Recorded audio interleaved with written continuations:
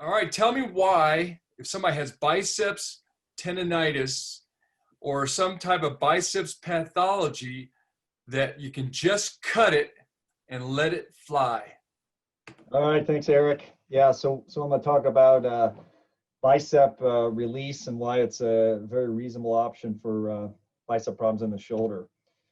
So, if you're looking at release versus tenodesis, what are the differences? What are the things we want to think about? So, in my mind, it would be deformity, 1, strength and function, 2, cramping, 3, and then complications. So let's take a look at each one of those.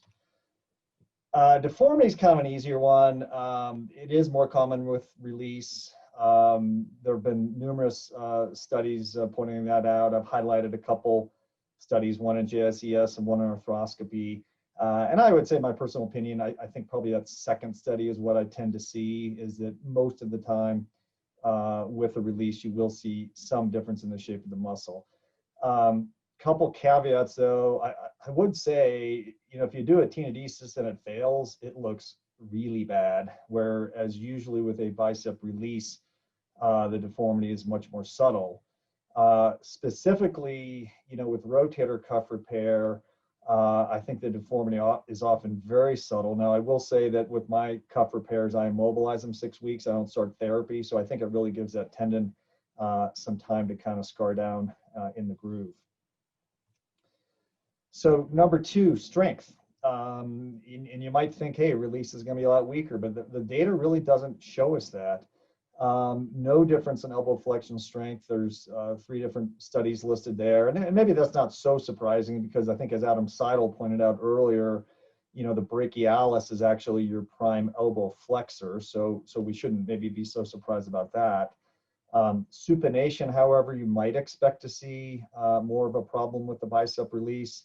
But again, you look at the data, and I think, Eric, you even had a study in here that I forgot to cite, but really no difference seen in forearm supination strength. There was one study, that last study on the slide, that showed kind of a mild loss of supination power, but I think that most of us probably wouldn't be able to perceive if we had 18% less supination power.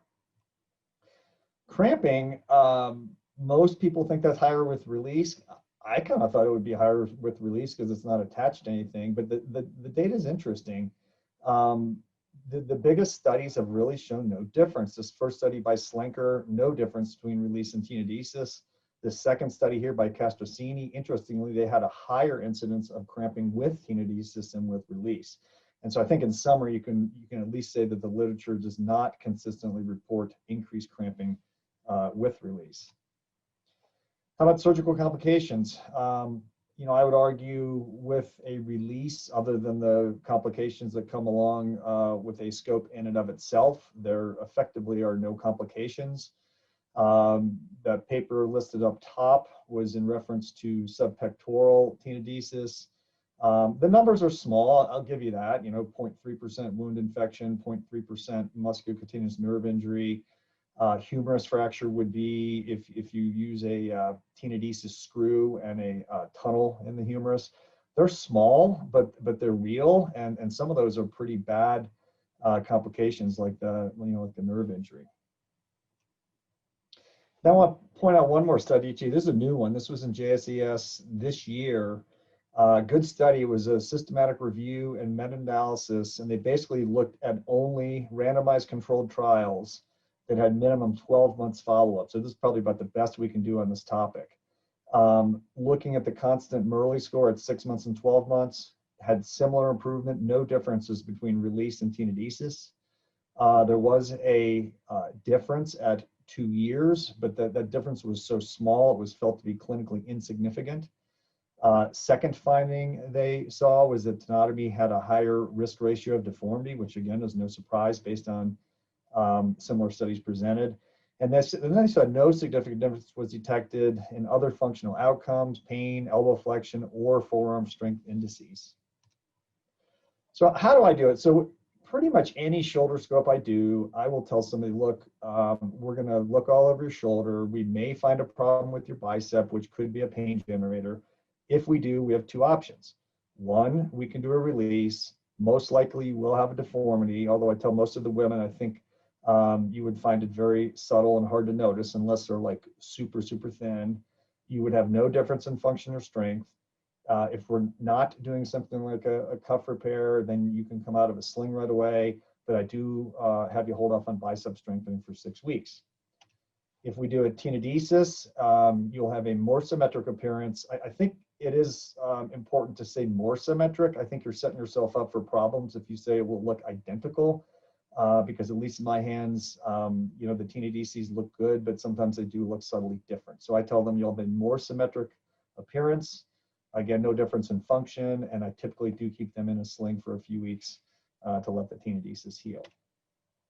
So in my 20 years, I've done a lot of releases because, again, I explained to the patients, just like I showed you, here's the options. A lot of people pick releases. You know, I've had a very few people that have had cramping. I've had a couple that, you know, despite telling them it would look different, didn't like the way it appeared. But overall, patients have been very happy with that.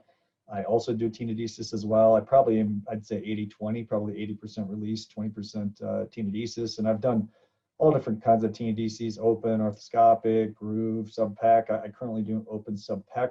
I've had good results with that as well. I would tell you though, and I've seen this from other folks' patients as well as some of mine, pain following a tenodesis at the tenodesis site is rare, but very real. And the patients that get that, I've personally found very hard to treat. I don't think there's a good solution for that.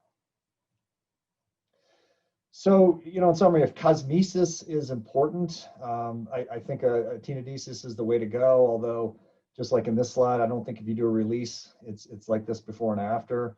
Otherwise, I would recommend a release. I think it's an easier recovery, lower risk of complications, and again, no difference in strength. And if you need tell a couple stories to your patients, you know, you always have the John Elway story, who did not have a surgical release. His traumatically released, and all his shoulder pain went away.